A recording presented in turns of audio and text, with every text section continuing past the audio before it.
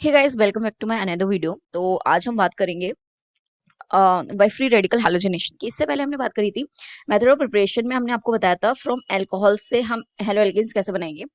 तो from alcohol से करी थी। तो अभी जो है वो फ्रॉम हाइड्रोकार्बन से करेंगे, जिसका फर्स्ट प्रोसेस जो है वह फ्री रेडिकल हैलोजिनेशन है।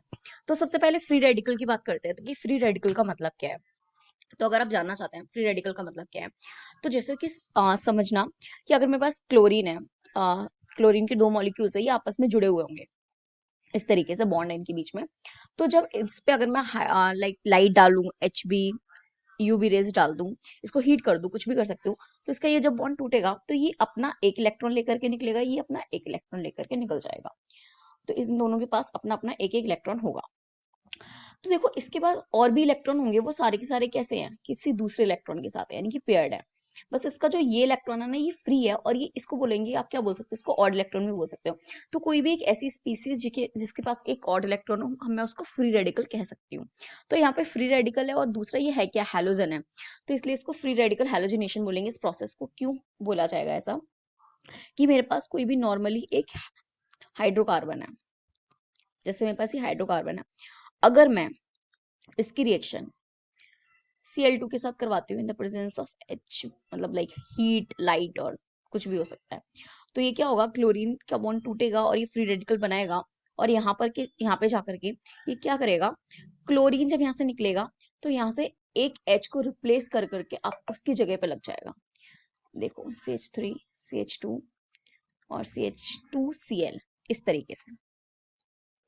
ठीक है, इतनी बात समझ आई।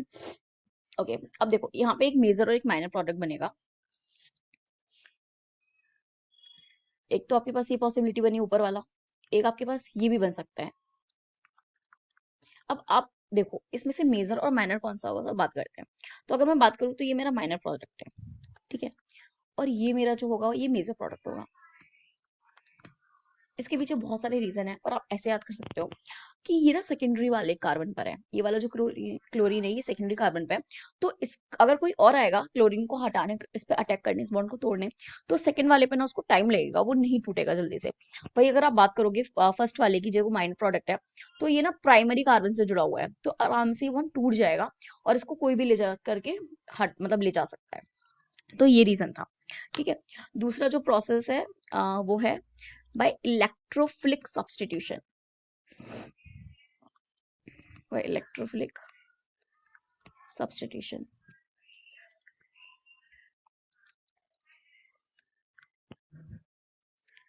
सब्स्टिट्यूशन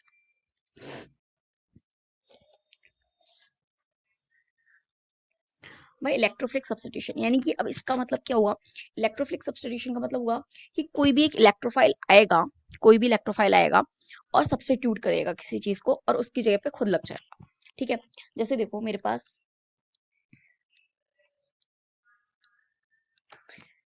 पास ये है जिसको आप टॉलरीन बोलते हो। ठीक है, अगर मैं इसकी रिएक्शन X2 के साथ करवाती हूँ, X2 आपका क्या है, कोई भी हेलोजन होगा, और जो हेलोजन है वो आपका इलेक्ट्रोफिलिक इन नेचर होगा, और हम ये रिएक्शन करवाएंगे आयरन के साथ इन द प्रेजेंस, मतलब इन द डार्क। जो आयरन होता है वो आपका हेलोजन कैरियर होता है, इसलिए मैंने हेलोजन लिया है, मतलब आयरन लिया है एज अ कैटलिस्ट। तो ये क्या करेगा, ये एक इलेक्ट्रोफाइल है, और इलेक्ट्रोफाइल जा करके यहाँ पे सब्स्टिट्यूट करेगा हाइड्रोजन को।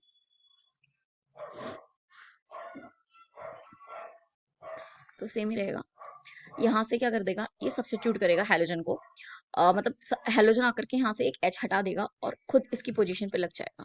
ठीक है, एक तो ये बन सकता है। दूसरा, अभी मैं आपको एक चीज बताऊंगी, एक तो ये वाली पोजीशन पे लग गया ये, और दूसरा, ठीक है, अब देखो इसको बोला जाएगा क्या, इसको बोला जाएगा ऑर्थो, और इसको बोला जाएगा पैरा। ठीक है, जैसे ऊपर हमारे पास दो प्रोडक्ट बने थे, ऐसे नीचे भी हमारे पास दो बने हैं, ऑर्थो एंड पैरा। तो अब बात आती है कि ये ऑर्थो और पैरा में से मेजर और माइनर कौन होगा, तो जो पैरा होगा वो हमेशा ही आपका मेजर प्रोडक्ट होगा। क्यों आपका ये मेजर प्रोडक्ट होगा, क्योंकि जो पैरा है ये ज्यादा स्टेबल होता है, मतलब मेजर प्रोडक्ट है ये ज्यादा मतलब इसकी जो स्ट्रक्चर है वो सिमेट्रिकल स्ट्रक्चर है, तो ये ज्यादा ही स्टेबल है, इसकी स्टेबिलिटी ऑर्डर ज्यादा है, इसका मेल्टिंग पॉइंट भी ज्यादा होता है। तो ये रीजन है इसका होने का। ठीक है, तो जो नेक्स्ट है वो है आपका सी वाला, that is sandwich reaction.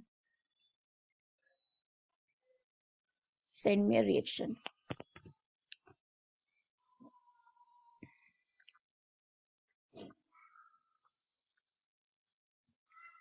Send me a reaction. देखो सेंड मी रिएक्शन क्या है कि अगर मैं एनिलीन की रिएक्शन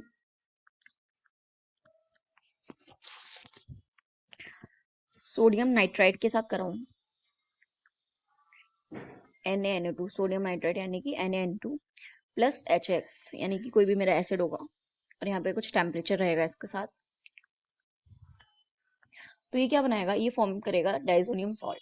ये जो भी फॉर्म करेगा उसको आप क्या बोलोगे, डाइजोनियम सॉल्ट बोलोगे, N2X नेगेटिव। तो ये हो जाएगा क्या का benzene diazonium salt, benzene diazonium halide. तो ये रिएक्शन जो है ना, ये काफी इंपॉर्टेंट रिएक्शन है, ये काफी बारी पूछी जाती है और ये आपके हर एक चैप्टर में, ये वाली जो रिएक्शन है आपके हर एक चैप्टर में आएगी। ठीक है, तो अब देखो ये जो डाइजोनियम सॉल्ट बना है, इससे इजिली अपना हेलो एल्केन बना सकते हैं, हेलो एलिन। इस वाले केस में तो हेलो एरिन बनेगा। कैसे, अगर मैं इसको यूज करूं डाइजोनियम सॉल्ट को,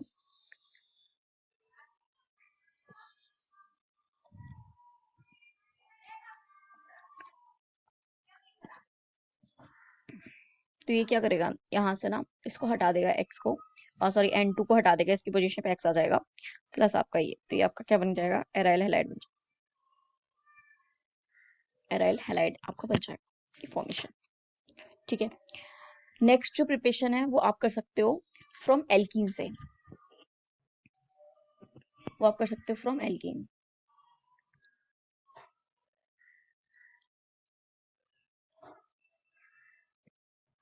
फ्रॉम एल्कीन, जब आप एल्कीन से प्रिपरेशन करोगे, ठीक है, तो एल्कीन है ये मेरा, और एल्कीन की अगर मैं एल्कीन की रिएक्शन करवा दूं HX के साथ, तो क्या होगा, यहाँ से ही बॉन्ड टूटेगा, एक ये वाला बॉन्ड टूट जाएगा, तो इसका एक बॉन्ड फ्री होगा और एक इसका बॉन्ड फ्री होगा, तो एक H इस पे जाकर के लग जाएगा, एक इस पे जाकर के लग जाएगा, तो ये आपका कुछ इस तरीके से बन जाएगा। तो ये आपका क्या बन गया, हेलो एल्केन। ठीक है, ये तो आपका सिमेट्रिकल था, तो हमने आराम से कर ली। लेकिन अगर आपकी अनसिमेट्रिकल एल्कीन है, तो आपको कैसे पता चलेगा किस पे मैं H लगाऊंगी और किस पे मैं X लगाऊंगी। ठीक है, तो इसके लिए हम मार्कोनिक रूल का यूज करते हैं, मार्कोनिकॉव रूल का यूज करते हैं। अगर आपकी जो एल्कीन है वो अनसिमेट्रिकल है,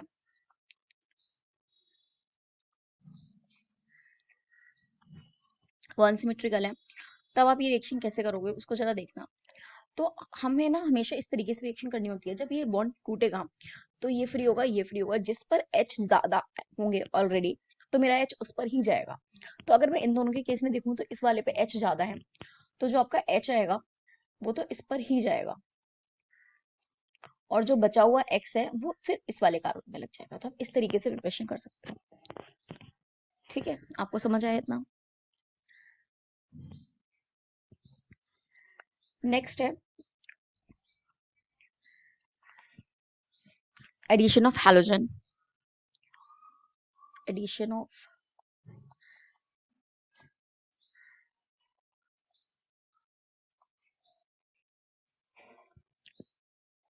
इसमें भी हम एल्कीन का ही यूज करेंगे, एल्कीन की रिएक्शन कराएंगे ब्रोमीन के साथ, डाइब्रोमीन के साथ, द प्रेजेंस ऑफ CCl4। तो ये यहाँ पे जो बनाएगी वो इस तरीके से आपका बन जाएगा, और इसको बोलते हैं विशनाइल डाइब्रोमाइड।